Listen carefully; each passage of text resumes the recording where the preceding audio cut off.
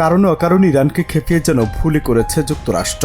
খামেনির মৃত্যুর প্রতিশোধ নিতে মার্কিন ঘাঁটিগুলোকে একরকম ছারকার করে দিচ্ছে ইরান। এবার ইরানি হামলায় মারা গেছেন নেতানিয়াহু। শুনতে অবাস্তব মনে হলেও এমনই চমকে দেয়া একটি দাবি ছড়িয়ে পড়েছে আন্তর্জাতিক গণমাধ্যমে।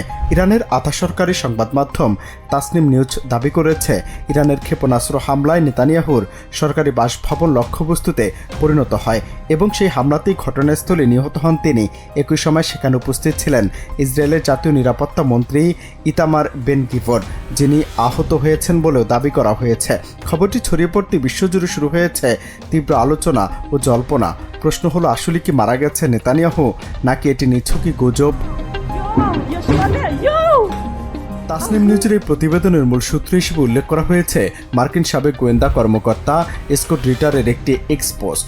সেখানে দাবি করা হয়, ইরানি ক্ষেপণাস্ত্র সরাসরি নেতানিয়াহুর বাসভবনে আঘাত হানে এবং তাতেই তিনি নিহত হন। তবে বড় প্রশ্ন হলো, যে অ্যাকাউন্ট থেকে পোস্টটি করা হয়েছে সেটি কি সত্যি স্কট রিটার পরিচালনা করেন কিনা তা এখনও নিশ্চিত নয়। অর্থাৎ এ দাবির পক্ষে এখন পর্যন্ত কোনো নির্ভরযোগ্য প্রমাণ সামনে আসেনি। বরং তাসনিম নিউজ তাদের প্রতিবেদনে কিছু পরিস্থিতিগত ইঙ্গিত তুলে ধরেছে, যেমন সাম্প্রতিক সময়ে নেতানিয়াহুর কোনো ভিডিও প্রকাশ না হওয়া, তার বাড়ির আশপাশে বাড়তি নিরাপত্তা ব্যবস্থা, যুক্তরাষ্ট্রের সাবেক প্রেসিডেন্ট ডোনাল্ড ট্রাম্পের জামাতা জ্যারেড কুশনার ও বিশেষ দূত স্টিভ উইটকফের কথিত সফর স্থগিত হওয়া, এমনকি ফরাসি প্রেসিডেন্ট ইমানুয়েল ম্যাক্রোর সঙ্গে একটি অনির্দিষ্ট তারিখের ফোনালাপের রেকর্ড। তবে এসব তথ্যের কোনোটি সরাসরি প্রমাণ করে না যে নেতানিয়াহু মারা গেছেন। সবচেয়ে গুরুত্বপূর্ণ বিষয় হলো, ইসরায়েলের প্রধানমন্ত্রীর দপ্তর এখনও এ নিয়ে আনুষ্ঠানিক কোনো বক্তব্য দেয়নি।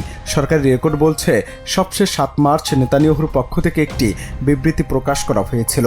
সেদিন ইরানি ক্ষেপণাস্ত্র হামলায় আহতদের দেখতে বীর সেবা এলাকায় গিয়েছিলেন তিনি।